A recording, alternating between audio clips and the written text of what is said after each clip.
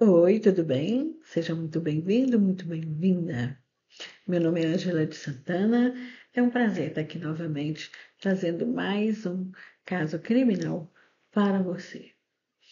E desta vez, gente, essa história é sinistra, é bizarra e é também muito perturbadora. É assim, muito triste. Todo caso que envolve violência na família, entre familiares, é muito doloroso, mas serve de alerta. Por quê? As famílias, nós humanos não viemos com código de barra, né, que dá para saber quem é quem, e nem viemos com bula, com nada disso. Então a gente aprende um com o outro, como lidar com as diferenças, com as adversidades e com os problemas que estão aí para serem resolvidos. Nesse caso específico, a família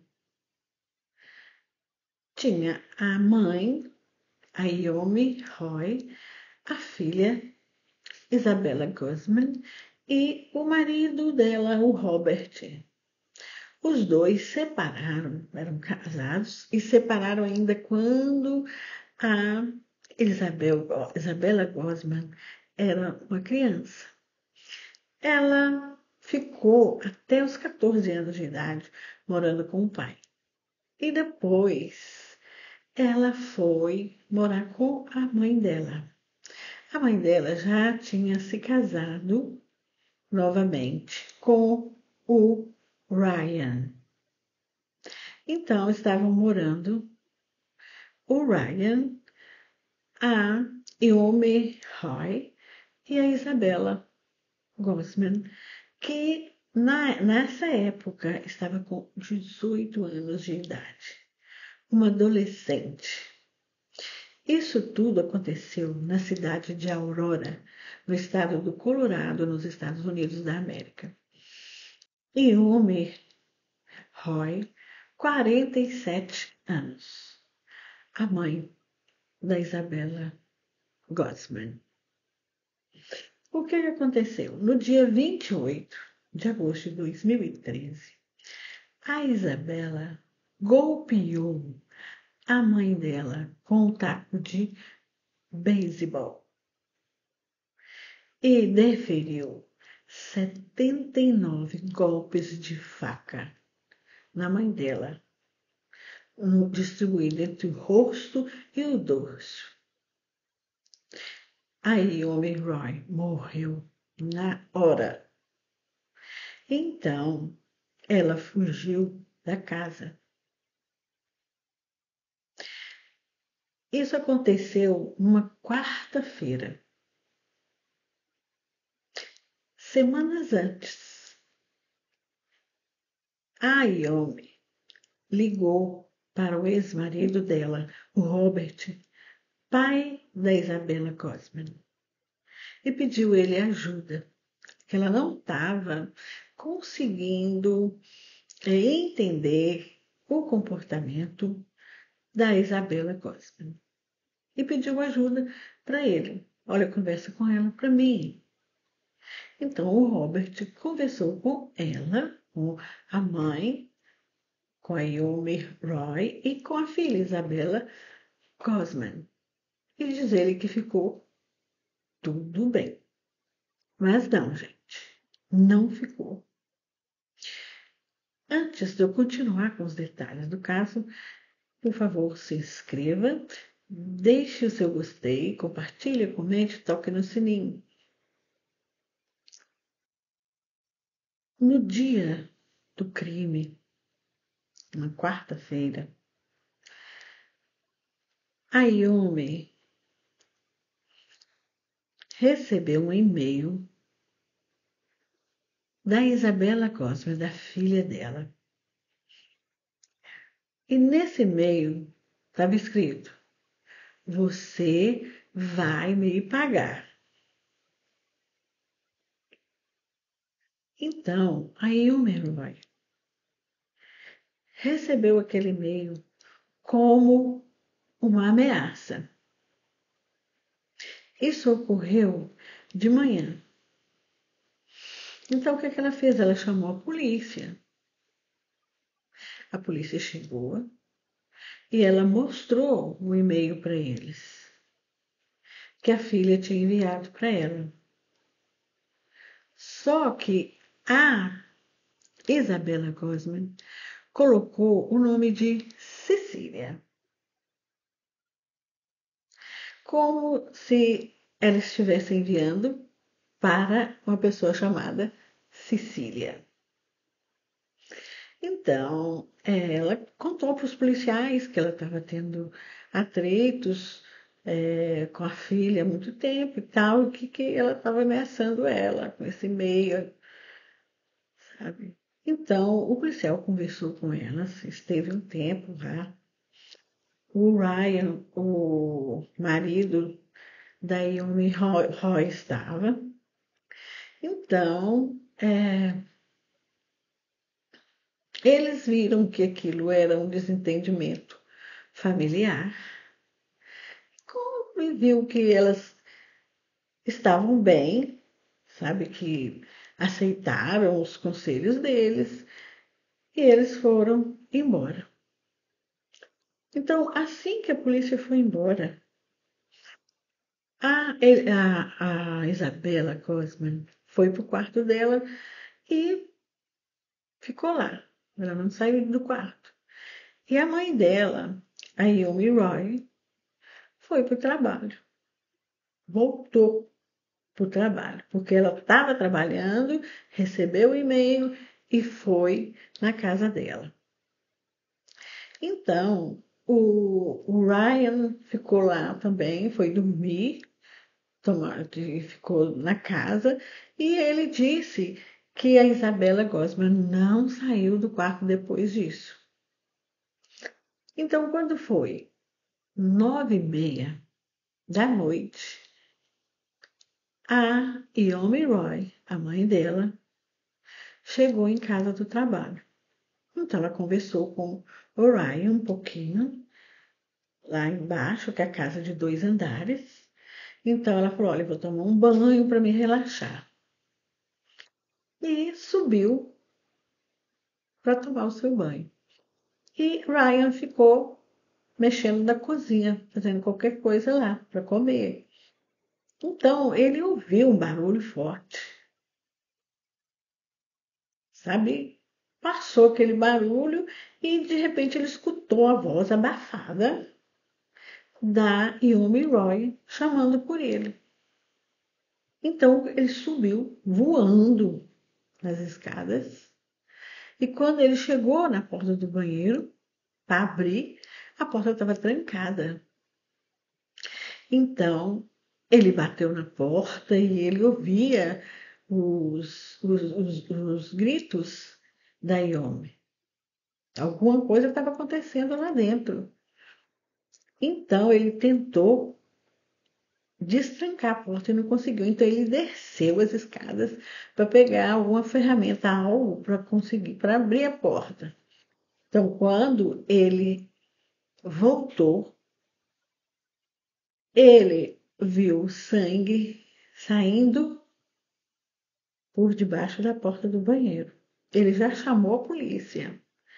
Ele já estava atordoado, ele falou, deu o endereço, sabe? Falou, tá acontecendo algo aqui com a mãe e com a filha, com a minha filha e com a mãe dela. A Isabela abriu a porta e ela estava com a faca na mão, uma faca grande e toda suja de sangue. E ela passou por ele e ela nem olhou para a cara dele. Sabe? Ela passou direto, ela estava transtornada. Ele nunca tinha visto na vida dele uma expressão daquela. E ela passou direto. e sumiu. Sabe, desceu as escadas e ele não a viu. E ele olhou para dentro do banheiro e ele viu muito sangue e a Yomi Roy deitada, toda ensanguentada. Aí a polícia, quando a polícia chegou, ela ficou assim, perplexa, porque era a segunda vez no dia que eles estavam indo lá. Então, eles acharam que fosse mais um desentendimento. Eles não estavam esperando ver uma cena daquela, tão horrorosa daquela. Então, ela estava muito machucada e ela já estava sem vida. Não tinha mais o que fazer. E o Ryan foi contar o que aconteceu. E a polícia procurou pela casa por Isabella Gosman e não a encontrou. Então saiu pelas vizinhanças e começou a procura pela Isabella Gosman. E eles não conseguiram encontrá-la naquela noite. Então, o que eles fizeram?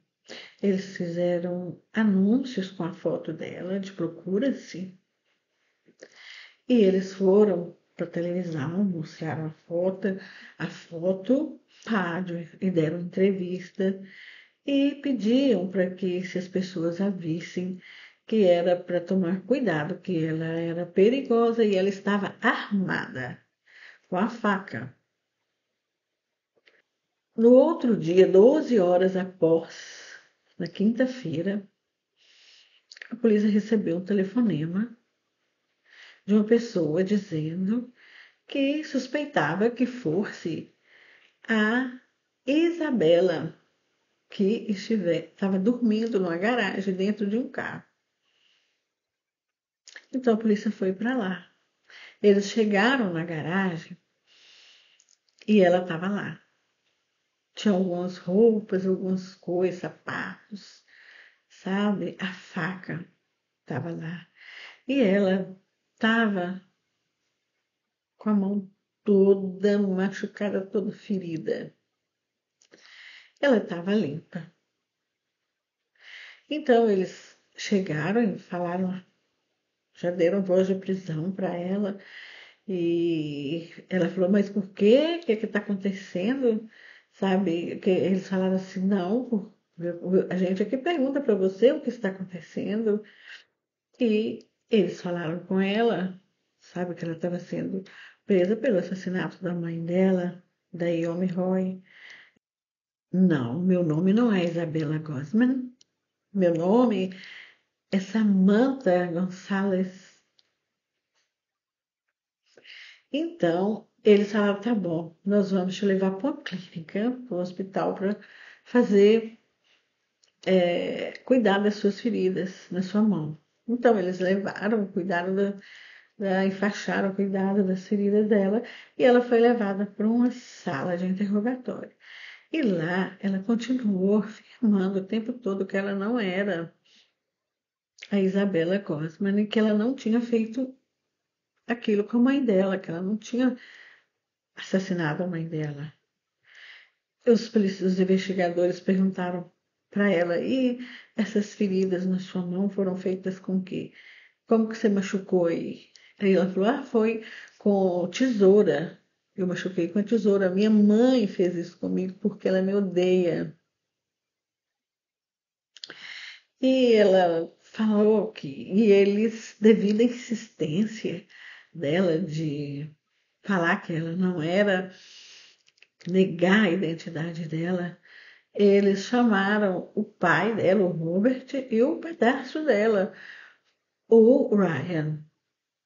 Então, todos dois entraram, um de cada vez, na sala. Só que ela não reconhecia eles, sabe? Ela não deixava que eles nem chegassem perto dela. Sabe, falar com ela, não, esse aqui não é o meu pai, eu não os conheço, são estranhos para mim. sabe? Mas ela não sabia o primeiro nome do pai dela. E depois de muito tempo, ela forneceu um nome para eles, da mãe e do pai, mas não existia, né, nenhum dessas pessoas que ela tinha passado, e o endereço também que ela passou, da Samantha Gonçalves, não existia.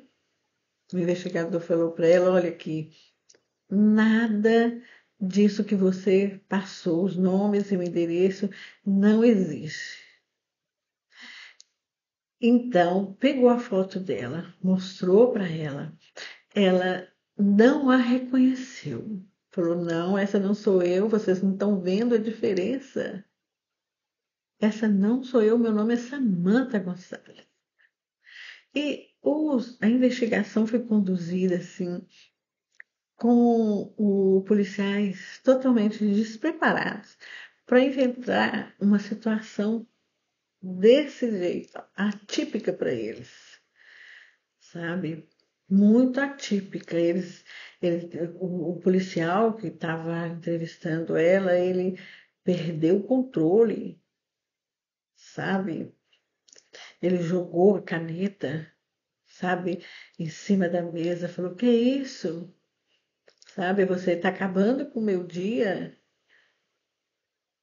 Por que que você está querendo enganar quem aqui?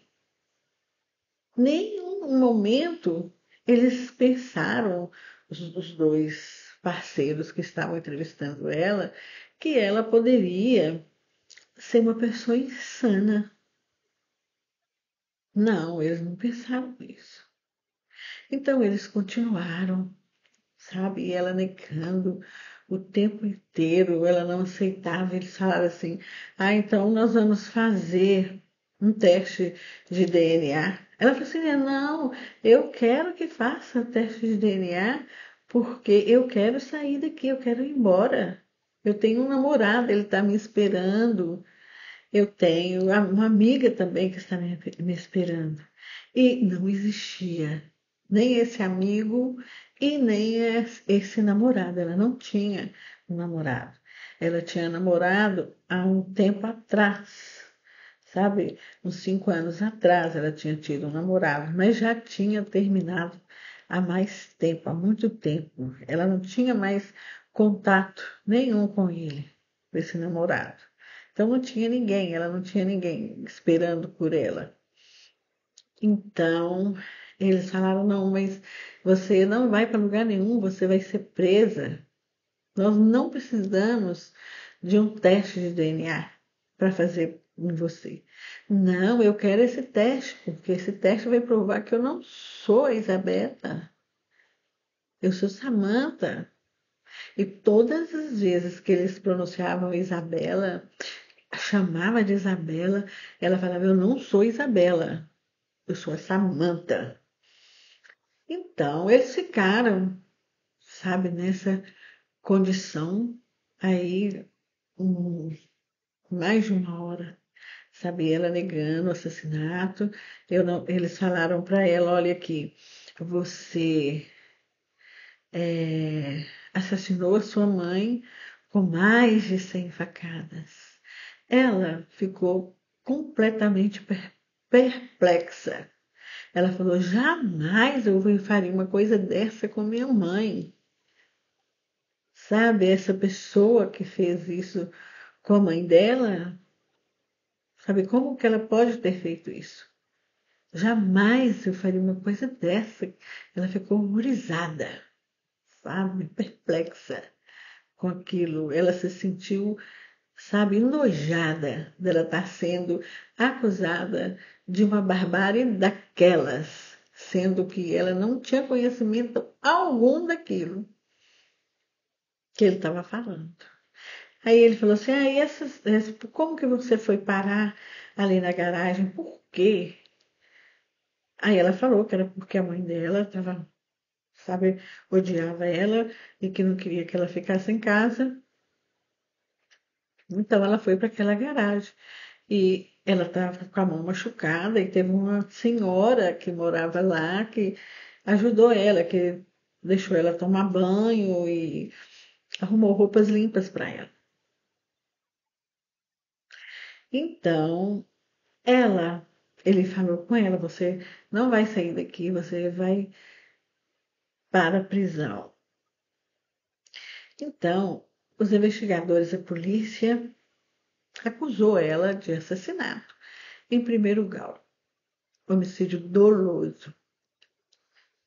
Ela ficou presa, foi presa na quinta-feira. Então, ela tinha que se apresentar na corte para o juiz conversar com ela e acusá-la, né? Então, ela não foi. Aí a Isabella Gosman compareceu na corte, na audiência dela. E esteve um médico que testificou que a Isabella Gosman sofria há vários anos de esquizofrenia e delírios altíssimos, delírios altíssimos, e que ela não, naquele momento, ela não sabia discernir o certo e o errado, e que ela ela não aceitava a mãe dela, que ela dizia que a mãe dela não era de fato a mãe dela, que ela, na verdade, era uma impostora perigosa que se chamava Cecília, e que, para a salvação da humanidade, ela precisava de matar a Cecília. Então, ela não matou a mãe dela com o sentido. Ela é uma pessoa insana. Ela fez isso por insanidade. Então, ela foi considerada inocente naquela mesma audiência. Ela foi considerada inocente pelo assassinato por insanidade. O juiz disse que ele já tinha lidado com muitos casos, muitos crimes, muitos assassinatos, e que a pessoa que cometia isso sabia o que era aquilo, tudo que ele estava fazendo. E que a Isabella Gosman tinha insanidade grave e que ela tinha alucinações visuais e auditivas, e que ela não sabia o que era certo ou o que era errado. Então, que a justiça ia enviá-la, mandá-la, que ela ia para um hospital estadual chamado Pueblo de tratamento mental. Então, a Isabela foi para esse hospital de saúde mental. E lá ela ficou durante 7 anos.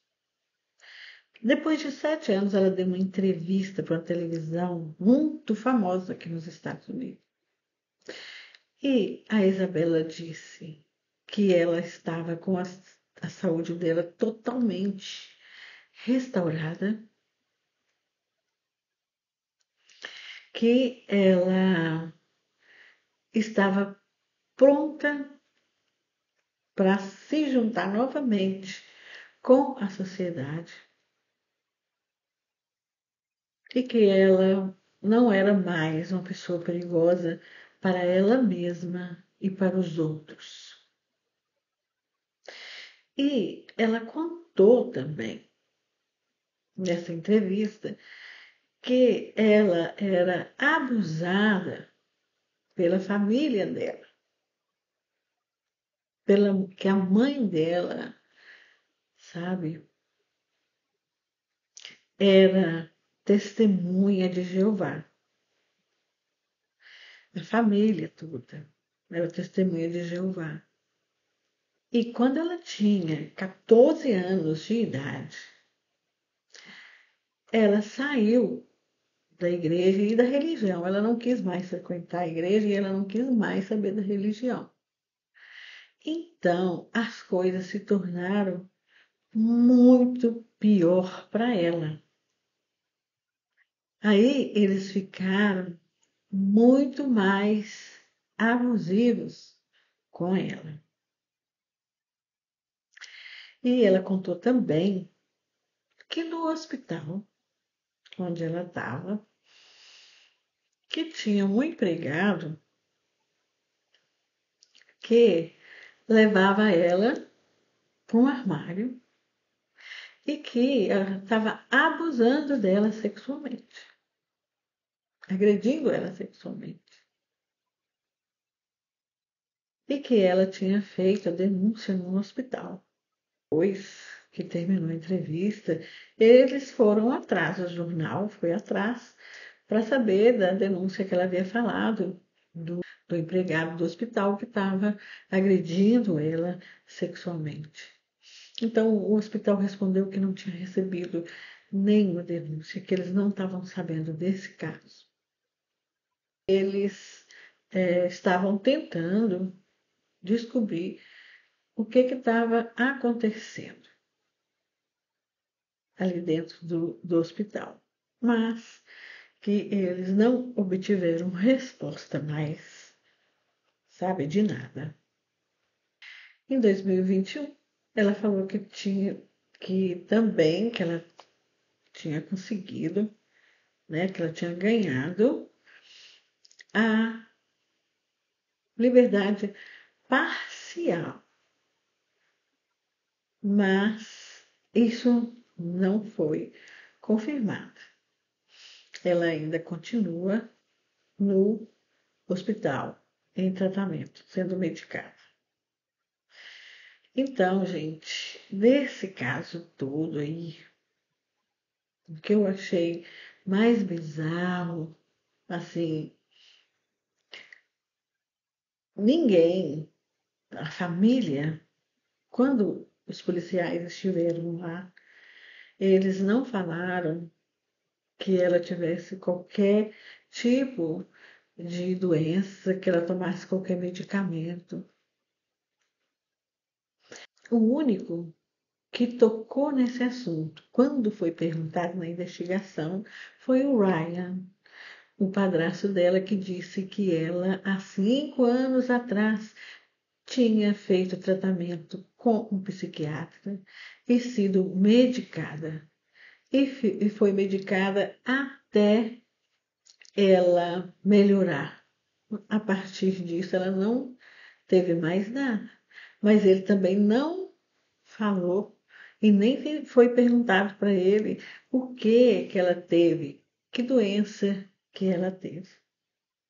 Então precisou, eles deixaram esse segredo, né? Porque a família sabia que ela estava com esquizofrenia e o que ela estava tendo era uma crise muito grande, né? Chegou ao ponto extremo, né? De tirar a vida da mãe dela. E eles não falaram nada só o psiquiatra, o médico, né, que chegou, sabe, para falar, não, ela não vai ser presa porque ela fez, ela já sofreu, ela tem esquizofrenia e alucinações. Então, a família não fez nada, mesmo num perigo eminente de morte. Então, eu não sei se vale a pena, né?